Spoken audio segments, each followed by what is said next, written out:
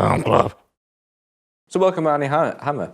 Like, and he's come across, he's like, they play at Winklewood, he comes across and he gets bitten by a snake, so he dies. And then they get Carol Vorderman and she just has like, a heart attack. So it's just like completely stupid cameos. It was fucking hilarious, mate. Thank you very much for joining us for one more round, and welcome back to episode 19 of Film Club. Every single week in Film Club, we invite you guys along to watch a film with us. I'm one of your hosts, Andy Harrison.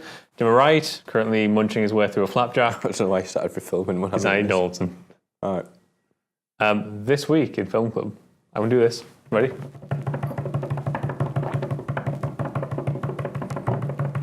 That was it. The Social Network. Yeah. So, Social Network's essentially about Facebook. It's good. Done. It's about Facebook and it's about how it was created. Yep. And Mark Zuckerberg's relationship with people who he kind of almost plagiarised off, and his best friend. Who's called? Oh, his friend? Yeah. Trying to get a flat track here, dickhead. Eduardo Saverin. Yeah, it's the back and forth between them and the legal problems they're having.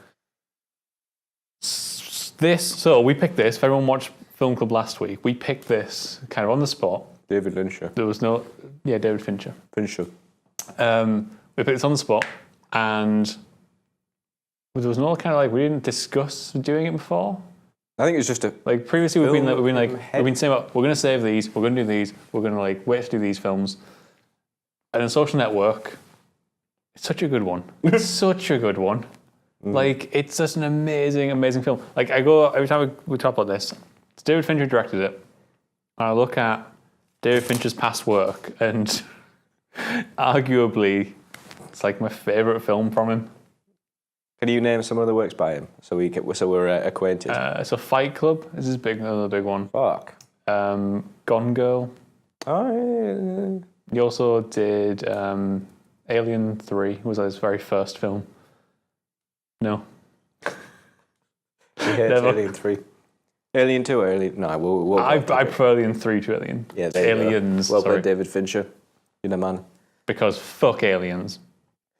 Right, it was a fantastic film, The Social Network. It's one of the things that struck out to me at the start. Like, for me, I mentioned it last time, who did the music, and it was, Atticus Ross and... Arcade Fire. For fuck's sake. Trent Reznor and Atticus Ross. Retro Arcades on Fire.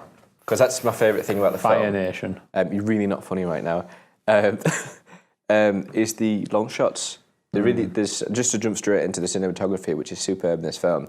There's some really lovely scenes that caught my attention, and I started noticing later in the film. I don't know if it's a style of David Fincher, but when, for example, when Zuckerberg, his girlfriend, splits up with him at the start, and he's running into the thing, and you see this shot, and it happens quite a few times where they come into the shot, and the camera like pans around with him. Yeah. Is that his signature kind of? No, well, his signature things like he likes to reserve close-ups. So he doesn't go for a lot of close-ups unless they're really powerful. Okay. And then, like, actually, funny you mention that opening scene, because that opening scene is a perfect example of it, where like they're going back and forth, they're talking. Then the moment she says something about to get into a finals club, that's when like he goes for the close-up, says that line, comes back out, and like just re-punctuates. So can you explain for the camera, like the difference between like being close and being far away? What does it mean in terms of filming? So if you do a close-up on something, it means important. Hence why we do a shot, which is really wide, because we're not important. The point is, in the film, Mark Zuckerberg, played by Jesse Eisenberg, he has a massive thing. He's like hinted at throughout the film that he has a massive thing about these people going these kind of these clubs. What do you call them? Clubs? Final clubs. Yeah, final clubs. You know, like where the prestigious places where you have to do these things and. That sound like I don't know what one is exactly. It sounds like a fraternity. Yeah, because they have to do these pledges and crap. And throughout the film, it's like it's all about is it because I got in this club and stuff like that. And of course, when she mentions it, his face like drops because it happens quite a few times in the film. You know how he has a problem with these clubs, and it's a good example, of a close up. And it happens later on when he's speaking to Andrew Garfield, who plays Eduardo Saverin. What's some of the shots like the legal part when they're in the because he's got two court battles going on. Yeah. What's some of the good examples of the close-ups used? I imagine there's some in there when he's saying, like, I could do something I'm better than making more money than all the guys in this room. I'm more important.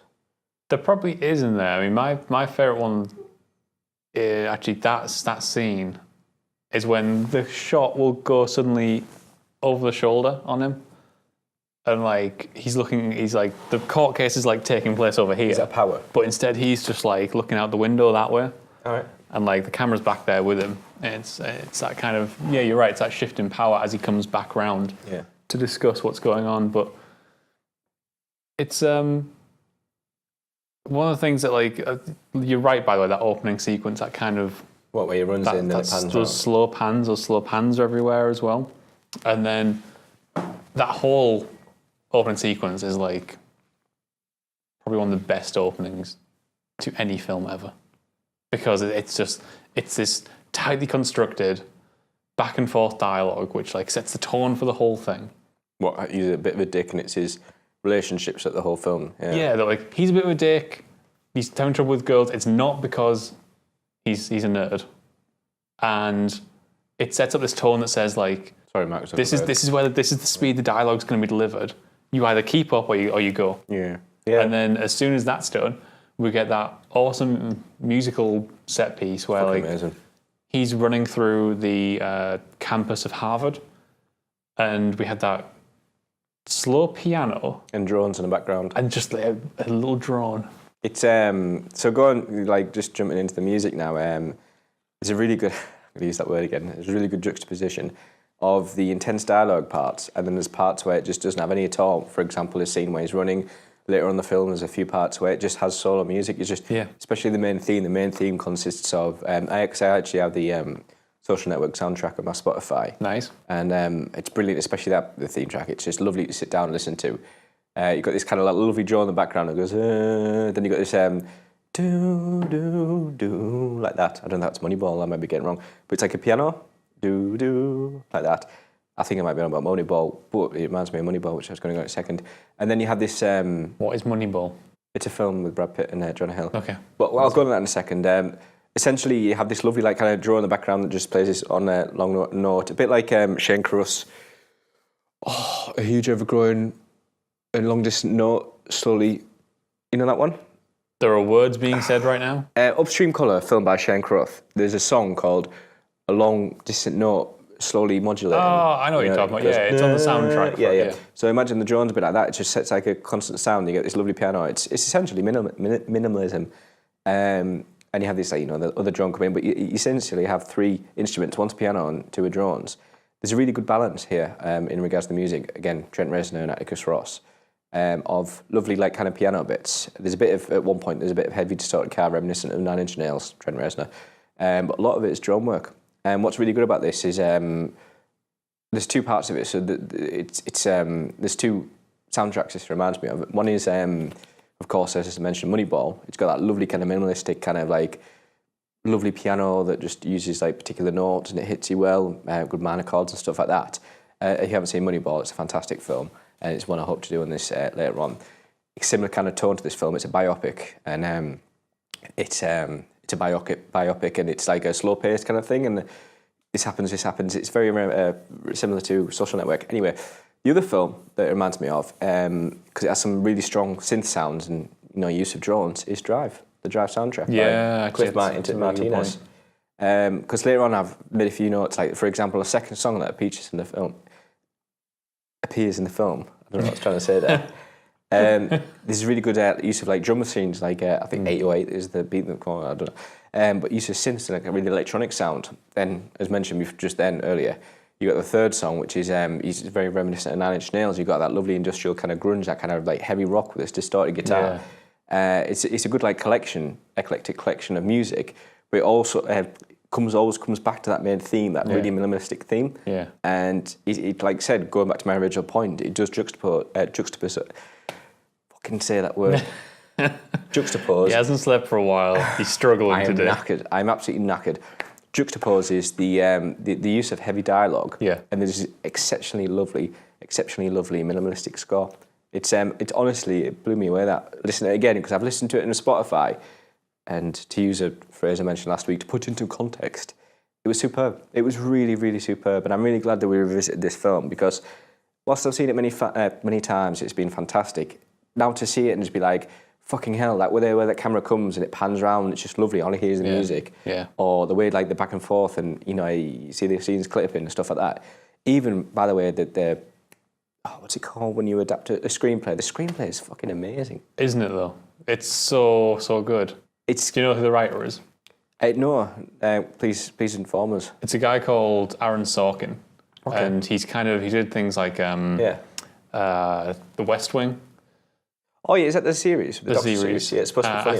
I think he wrote the new Steve Jobs film as well. I think it was the Danny Boyle one.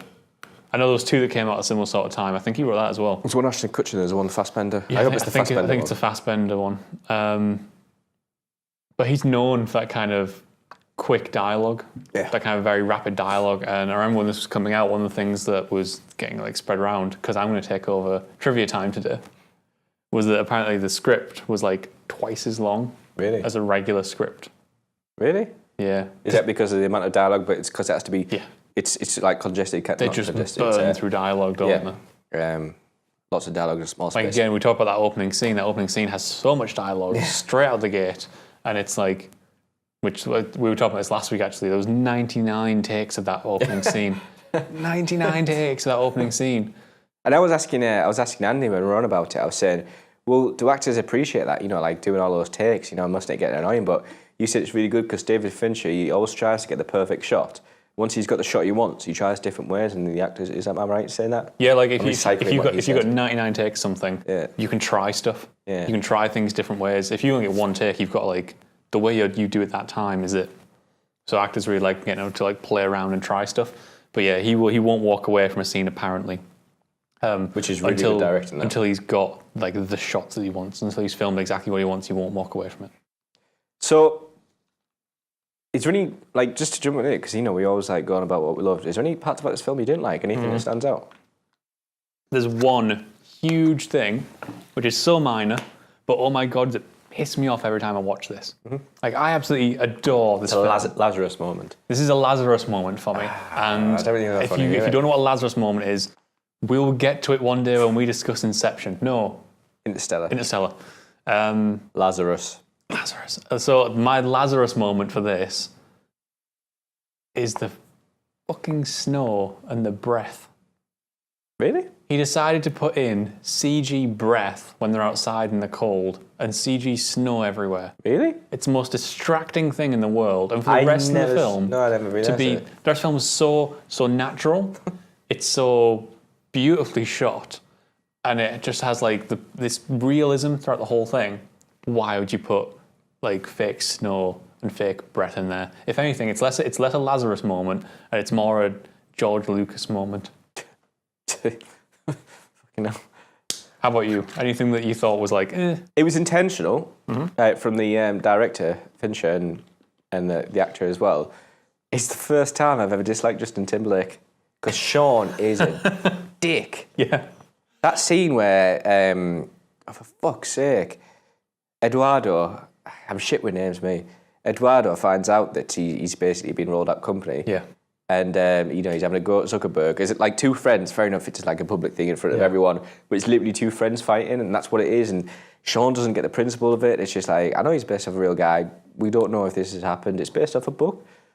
So it could be factual. Point is, in that film, the version of Sean in that film, portrayed by Justin Timberlake, who, credit to you, Timberlake, you fucking made me dislike you.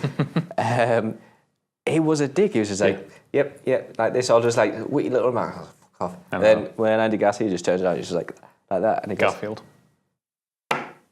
I'm so sorry. Andrew Garfield, not Andy. Andrew Garfield. He likes to be referred to as Andrew. He turns around with a punch. Goes to punch him. He's just like, and then he's like, "Whoa, don't do that." Yeah, and he goes, "I like standing next to you, Sean." Yeah, it makes me feel tough. Oh shit! But no, like him. If I remember right, at the time, wasn't this when Justin Timberlake was trying to like establish himself in film, become an actor? I think it was one of his second ones. He did In Time. He did. I think he'd done some like silly comedy stuff, hadn't he?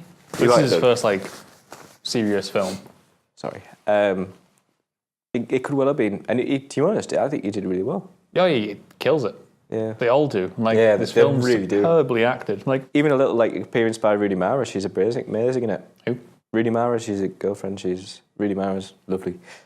She's the start of the first scene. It's Rooney Mara, his The ex. first scene. The best film, the best intro to any film. Oh, Fuck's sake, mate. you're talking about the girl he sends a friend request to at the end. Which I thought was a really good way of ending the film. I'm sorry to jump straight into that. Yeah, that's all right. I loved that. I loved how it just like kind of stayed on there because, if anything, that was a true sensation of Facebook back in the day. Weirdly enough, I reactivated mine, didn't I? Fucking can't stand it. Ironically, Why'd you do it? Teenage Cancer Trust. I need to do some stuff I know, in it, but oh my god. I know I don't use it at all. Nah. But point is, back in the day of college or something, you might like someone, you might like hesitate and send them a friend request.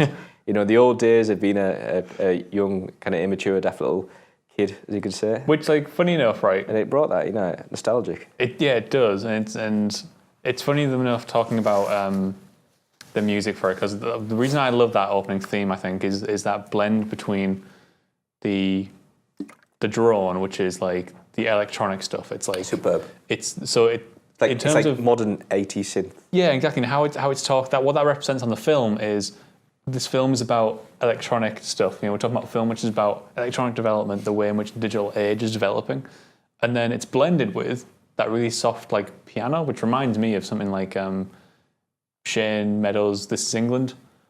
That piano music. Ludovico Einaudi. That's who it is. Ludovico Einaudi. Brilliant, by the way. Fucking brilliant. Una Mattina. And unreal. like that is basically encapsulating the personal human story that they're telling within that. So those two things together, just like they make this wonderful whole which represents the film, and that's a prime example of it.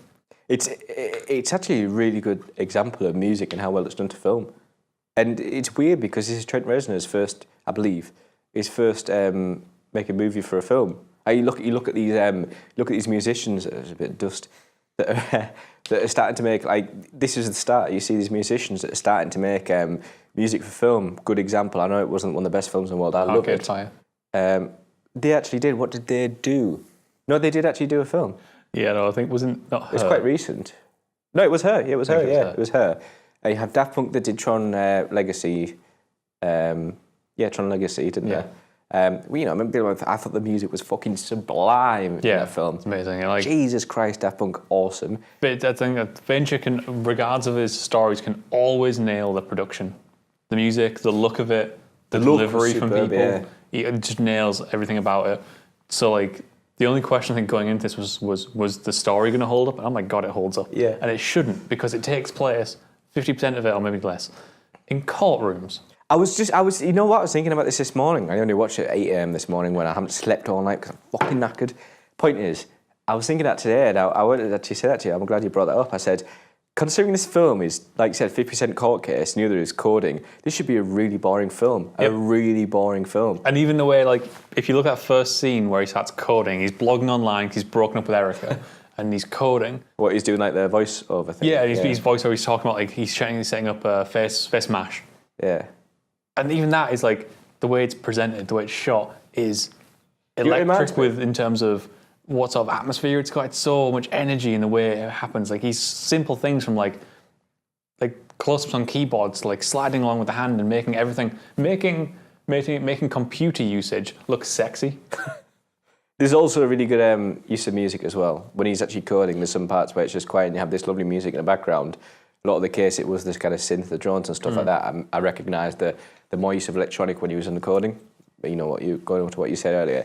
When he's, for example, when Eduardo finds the algorithm is right in the window, to me that's very reminiscent of A Beautiful Mind with Russell Crowe. Yeah. I can't remember who directed it, but brilliant director. Can't remember, but I know it's a brilliant one.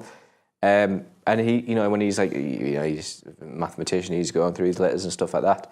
I thought it was really cool. That was like, I don't know if it's a subtle nod, but I think it was really cool. Yeah, it's great.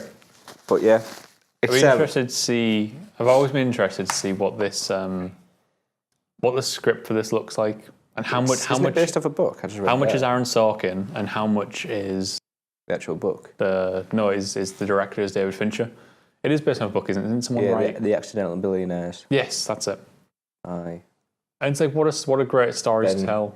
Mesrick. And I know since then we've had stuff like I said, Steve Jobs, they've tried to recapture the same sort of thing. And there's the, I can't remember the name of it, the McDonald's film that's come out this year. McDonald's film? Fuck off.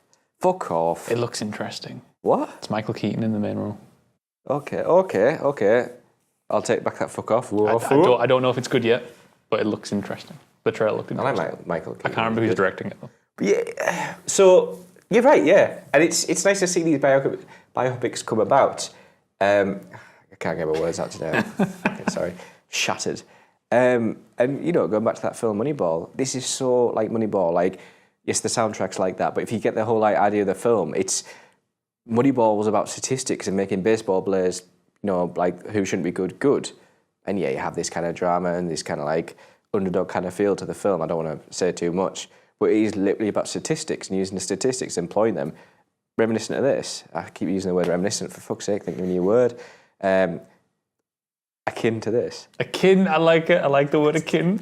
So, no, it's really good. And it's nice to see, these films and like people like these adaptations come about, these screenplays come about because, fictional stuff is great. Yeah. But when you can make something off like something that's happened and make it this interesting for coding in a fucking lawsuit, it's absolutely fantastic. I mean, that to me says that is just the hallmark of one, a great writer, but two, a great director. A great director. Who can make something as really what amazing. Could be as dry as sitting in rooms talking about court cases, just immensely fascinating. I've got a question for you, actually. Throughout this film, who do you root for? That's a good question. Because you find yourself rooting for different people. Yeah, you absolutely do. I think you kind of get to see... Even the Winklevosses. I'm 6'5", 220, and there's two of me. Everyone's favourite line in the film. Which, worth mentioning, like I just ripped on Fincher for like that unnecessary breath and snow. Yeah. But the effect of the guy who plays the Winklevosses... Army Hammer. Army Hammer. So the effect of him got bitten by a rattlesnake being duplicated, it's spot on. Yeah, it is. It's you never question it for a second. I've talked to people before who have come out and gone and said, "Oh, I can't believe like both those twins were so good at acting in that." And it's like, no, same person. Rattlesnake, fucking hell. So, hang on, we did worst part. What if I was to say, what would you consider your favourite thing about this film? Favourite thing about it's probably the music. It's that music, and I think you summed it up really well. How it, you got the human element, which is the piano, the lovely kind of moving theme. That kind of minor note key. It's just like it makes you feel for that character, especially when it's used so subtly in regards to the piano. It's like he draws on that note. Time passes with that draw in the background, then he goes on the other note, and like that, and it's minimalism, amazingly well used. And then you have that drum. You have electronic. You have that lovely synth sound, which is correlates the coding. So it's for me, it's just how well inputted that is. Yeah, it feels like a film that totally embraced the music. Not like it didn't just kind of do what worked or something that would work for that. It totally embraced it. And like one of my favourite examples of that is when they're having Sean and Mark are having the meeting in the club, and the music just drowns out what they're talking about. Yeah, that's actually It does. He's managed to master it so that you can still hear them. Mix it.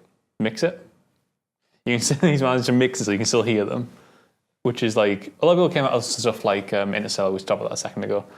A lot of people came out of Interstellar and said, "Oh, music's too loud."